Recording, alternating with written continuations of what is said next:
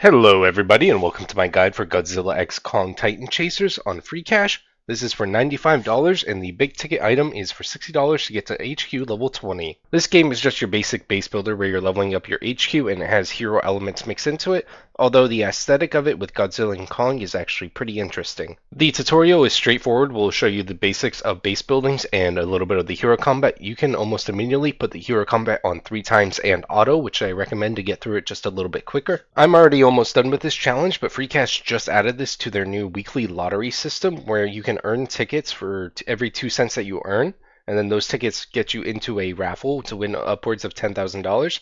So hopefully this can help you guys win just a little bit of this. I was able to win $1 off the raffle with like 360 tickets, but hopefully you guys can earn a little bit more. Sorry if I sound a little bit sick right now, the girlfriend and I are sick, but hopefully my voice doesn't annoy you. As this is a newer game, there aren't too many promo codes, but there are 3 promo codes I'm putting up on the screen right now. If you want to use those will get you some of the premium in-game currency, which can help you with a couple speed ups.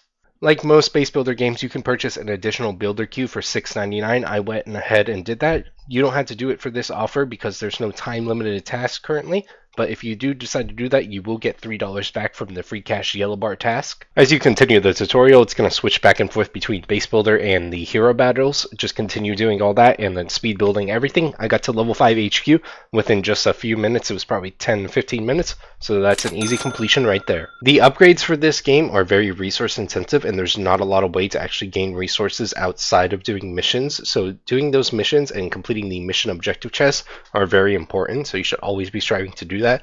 The daily missions are going to be good for getting you a lot of speed ups. The progress missions are going to be kind of tied with the missions, so you'll get those done simultaneously, so that'll give you double resources. And then the operations, you can have 3 going at any time, so I highly recommend you always have those 3 going on. The upgrades for the HQ are always going to have a wall requirement to upgrade, so you always need the walls upgraded, and in order for the walls to be upgraded, you need the steel factory. So always have those building if you have nothing else to do. That way you're prepared for the next HQ upgrade. The blue crystals are the premium currency. I just used them right here to get from level 5 to level 7 HQ within 2 minutes, so I just went to my HQ, see what needed to be built, auto-built those with the blue crystals, and then 2 minutes later you're going to complete that level 7 task.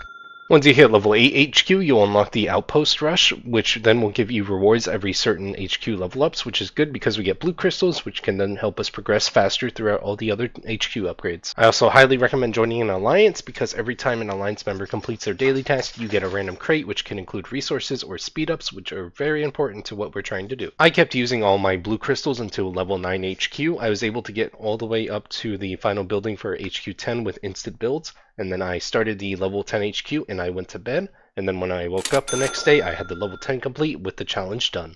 A very important thing to note, for the instant complete, it will not use any speed ups or resources that you have, so if you have any resource packs to use those first to cheapen out how much the instant complete can be. You can probably even save a little bit more blue crystals than I had with you knowing this information now. As you get XP, you'll unlock core skills and specialist skills for your main account. I recommend putting all your core skills into build and research speed. I then spent the next day completing all the campaign chapters because each time you complete a campaign chapter mission, you get 10 blue crystals, which then you can use for further upgrades. So I upgraded all the 3 starting characters I had to max level, and they were able to carry me all the way to chapter 4, which netted me 500 of the blue crystals. There's also a monster campaign where you can do the exact same thing there for another 300 blue crystals. I put all my combats on 3x and auto, but there is a lot of dialogue in the main campaign, so that slows you down a bit because you do have to manually tap through that.